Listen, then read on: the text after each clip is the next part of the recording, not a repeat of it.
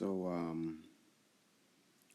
I'm still kind of in disbelief right now.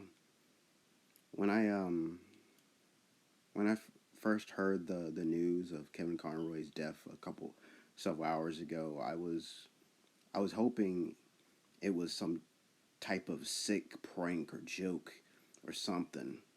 But seeing Tara Strong's post, as well as other actors' post on the matter, it finally sinked in for me that this was real.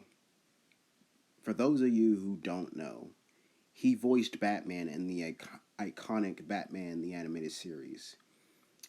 I still plan on doing a post slash video celebrating the show's 30th anniversary because it's 2022, 1992. I'm sure you guys are y'all y'all are probably could do the math.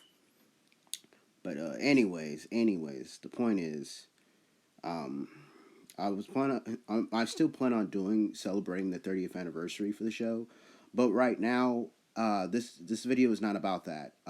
It's not about the show. It's actually, I just I want to mainly focus on on the voice actor, the man who voiced the title character, the man, the voice behind the bat.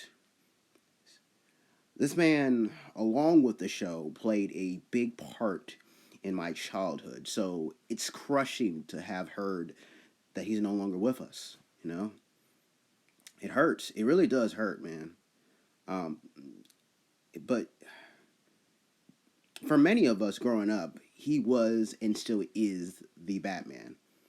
Starring in Batman the Animated Series, Justice League Unlimited, and a couple other movies, this version is in many ways definitive, having clashed with the most iconic and enduring versions of his rogues gallery, including Mark Hamill, the iconic Mark Hamill, another legend, as the Joker, has teamed up with DC's most famous heroes.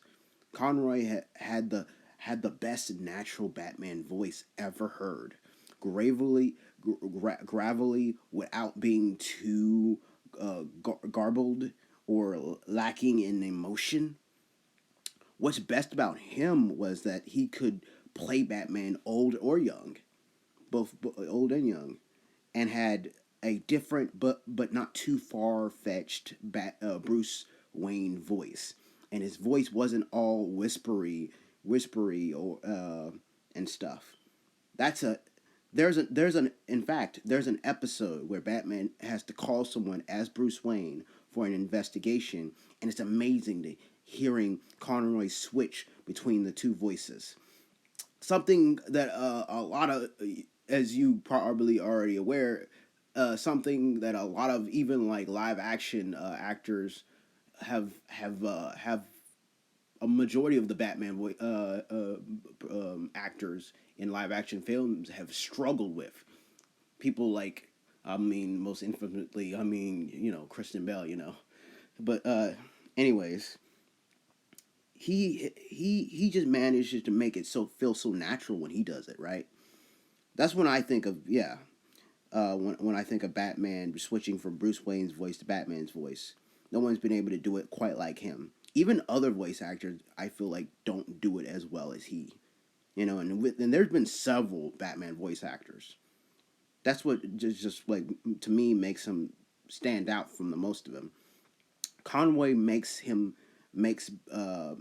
sound smooth and scary and like a person who isn't masking his voice but letting his true voice come out. Again, I don't feel like no, I'm not saying that other voice actors don't do a good job as the character.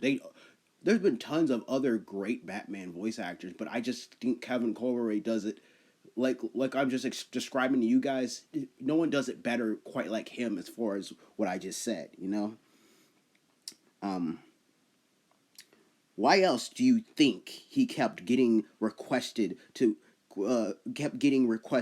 reprise his role for multiple movies and video games like the Arkham series? Whenever I think of the Cape Crusader, Kevin Conroy's voice always come to mind, and that'll most likely never change, even long after his death. You know, and I didn't notice. So apparently, so for those of you who don't know, aren't aware, he died at age 66, and he been apparently he was battling through cancer, which I didn't know. I honestly didn't know that. I didn't even really know he had cancer. So that was a bit of a shock to me. Just hearing him die, his death came as a shock to me. I was like, what? What? How? That's what I was kept going through my mind a lot when I first heard about it. Well, at first I didn't even know if it was real or not. I was like, "Oh, please tell me it's just some cruel, sick joke. Please tell me it's just some prank, right?"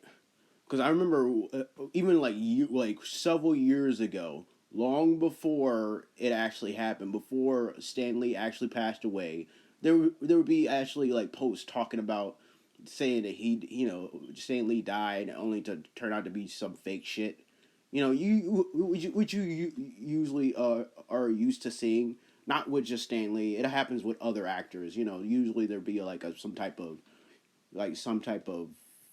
some what's the word, some clickbait type of post only to turn out to be fake. And I was hoping this was to be the case as well, but unfortunately it wasn't the case. And by the way, yeah, Stanley did eventually end up dying in 2018. And Kevin Conroy. It's so weird to think about it now because, like I said, he's gone on to voice Batman on so many occasions. He's gone on to voice him for many, probably longer than any other Batman voice actor. No, I would even dare say he's voiced Batman more times than even like the live action actors, right? I mean, look, Michael Keaton only played Batman for like two films, and for many that's considered their bat, but for many, including me, that'll, you know, it's just wild to me. And then Batman, like I said, he's gone. He. I think the last movie I just watched featuring him was that one Justice League movie. I forgot the title of it, but basically, in it basically, and it's supposed to be like it looked like the whole style and everything seemed to be set in the DC animated universe, because it has all the designs and everything, and most of the voice actors reprised their role as well, including Kevin Conroy. That was like the last movie I just recently watched of him, and I'm sure there's other movies that he's and other shows that he's probably like portrayed Batman in that I haven't seen yet, like that those DC Justice League shorts. I'm probably gonna check that out eventually at some point. But yeah, man, it's just like I said, it hurts. It hurts that he's no longer with us, man. He's no longer gonna be, because I'm pretty certain that if he hadn't if it wasn't for the cancer, I'm pretty certain that Kevin Conroy would still be reprising his role for more projects. Um, I'm sure for some they're probably thinking like some are probably surprised like, wow, man, he's been voicing Batman for so long. Why hasn't he retired yet? Because he obviously he loved the character so much. He had so much passion for the character, and of course, money. I'm sure money has something to do with it as well. I mean, of course, but I generally do believe that he was proud of what he does. How much joy, how much entertainment he brought to millions of people, including me. From like I said, like I think in fact he might have been like my very first Batman too. And for growing up, Batman the animated series, I'd always think of that show as far as like Batman uh, products. Even more so than even the comics, because I didn't really get into the comics till like I want to say till like when I was in middle school or something. By that point, I was already a huge Batman fan. Um, But yeah, I grew up with Batman through cartoons, with that being among them. But you know, I, that's I guess that's pretty much it. Really, I just wanted to give out my put out this video, just give out my thoughts, and basically thank thank the man, thank Kevin Conroy, thank him for all for help shaping my childhood, essentially. You know, help me making me, as much as as much as I love Batman, and he and consider him like a true inspiration, the character itself, would even say the same thing for Kevin Conroy. From what I've heard, all the stories I've heard from the guy, people really say he was a really good guy. He was a really cool dude. He was generally a sweet man, from from what I heard. Unfortunately, I didn't get it. I've never got the chance to actually meet him in person, and I kind of regret that, you know.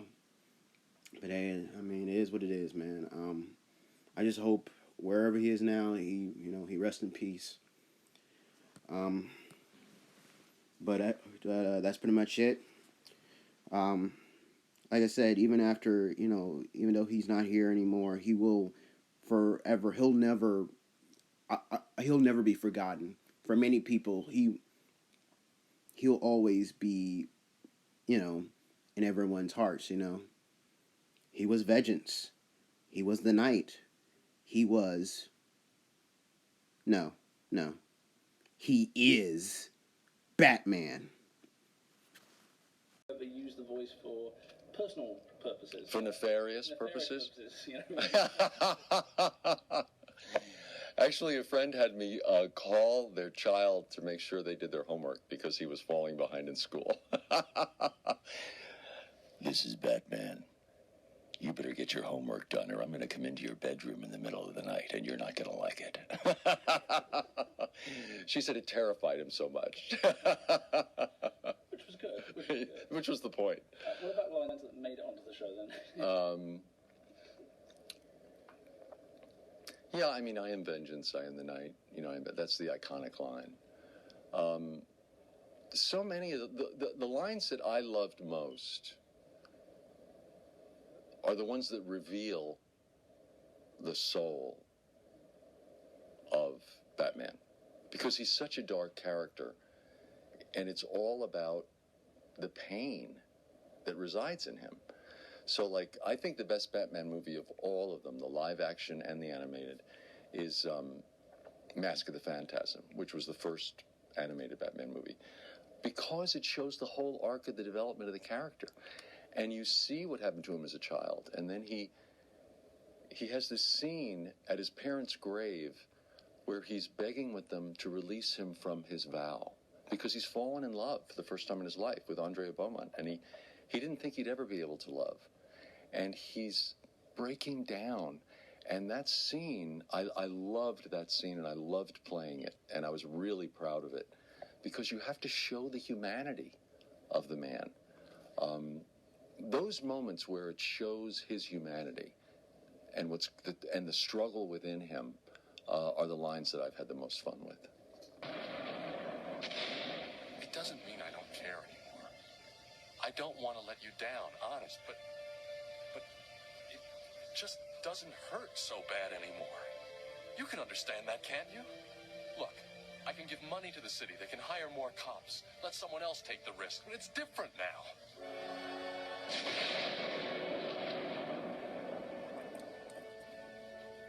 Please. I need it to be different now. I know I made a promise, but I didn't see this coming. I didn't count on being happy.